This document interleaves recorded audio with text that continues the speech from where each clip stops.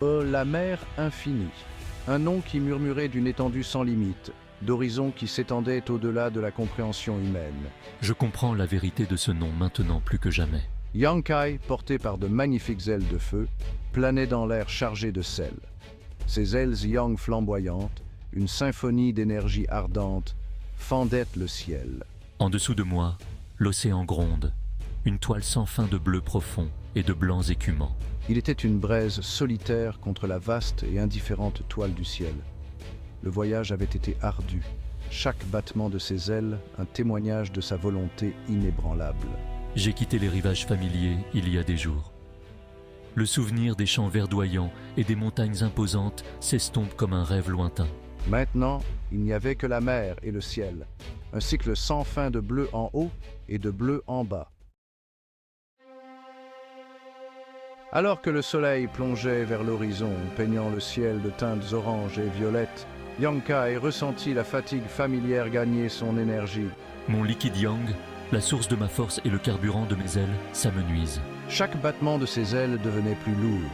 Les trésors qu'il transportait, de puissants artefacts imprégnés d'une immense puissance, lui semblaient soudainement peser des montagnes sur son dos.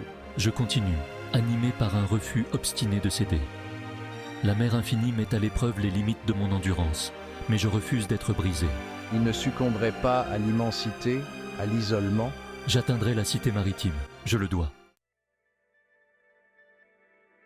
Les jours se sont fondus les uns dans les autres, le lever et le coucher du soleil marquaient le passage du temps, chaque cycle un témoignage de son isolement.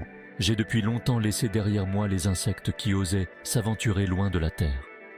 Les cris des oiseaux marins ne sont plus qu'un lointain souvenir. Il n'y avait que le sifflement du vent à ses oreilles, un rappel constant de sa solitude.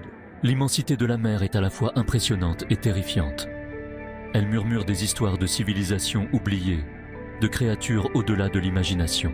Pourtant, elle n'offrait aucun réconfort, aucun réconfort.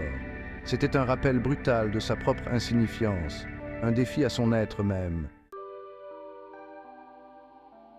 Un point à l'horizon, la terre. Le soulagement submergea Yangkai, une vague d'épuisement menaçant de l'entraîner vers le bas. Avec les derniers vestiges de ses forces, il poussa ses ailes fatiguées vers l'avant. Le point grossit, se transformant en une petite île rocheuse, à peine plus qu'une bosse sur l'étendue infinie de la mer. Il atterrit avec un bruit sourd, ses jambes tremblantes d'effort. Une petite maison de thé s'accrochait à une falaise, un phare de vie dans ce paysage désolé. À l'intérieur, un vieux couple, le visage marqué par la sagesse d'une vie passée à lutter contre les éléments, lui offrit du thé et un endroit pour se reposer. Le thé, infusé d'herbes qui chantèrent la mer, lui rendit un peu de ses forces. Le vieux couple, les paroles pleines de sel et de difficulté, parla de la cité maritime, la voix empreinte d'un mélange de crainte et de respect. Ils racontèrent ses merveilles, ses dangers, sa promesse d'opportunité et la menace omniprésente de l'oubli. Yangkai écoutait, le cœur lourd du poids de sa mission. Il avait des affaires en suspens à la cité maritime, des promesses à tenir et des comptes à régler. Ce répit, aussi bref soit-il, avait ravivé le feu qui brûlait dans son âme. Il atteindrait sa destination. Des jours plus tard, une tache apparut à l'horizon. Elle était plus ténue qu'un murmure, plus délicate qu'un mirage. Mais Yangkai, les sens aiguisés par des jours de solitude et d'épreuve, l'a reconnue pour ce qu'elle était, la cité maritime. Cette vision lui envoya une bouffée d'énergie, effaçant la fatigue qui était devenue sa compagne constante. Il poussa ses ailes yang flamboyantes plus fort, l'air chantant sous l'effort. À mesure qu'il se rapprochait, la ville grandissait, révélant son architecture complexe, ses pores animés, sa force vitale vibrante. La mer infinie, autrefois un obstacle, s'étendait maintenant derrière lui, un témoignage de sa résilience. Il avait affronté l'immensité, l'isolement, les défis incessants de la nature, et il en était sorti victorieux. Il avait regardé l'abîme en face et avait trouvé en lui la force de persévérer.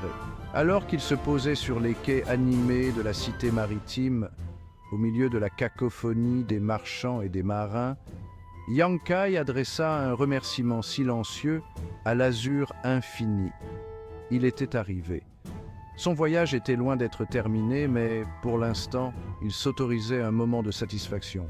Il avait tenu sa promesse. Il avait survécu à la mer infinie.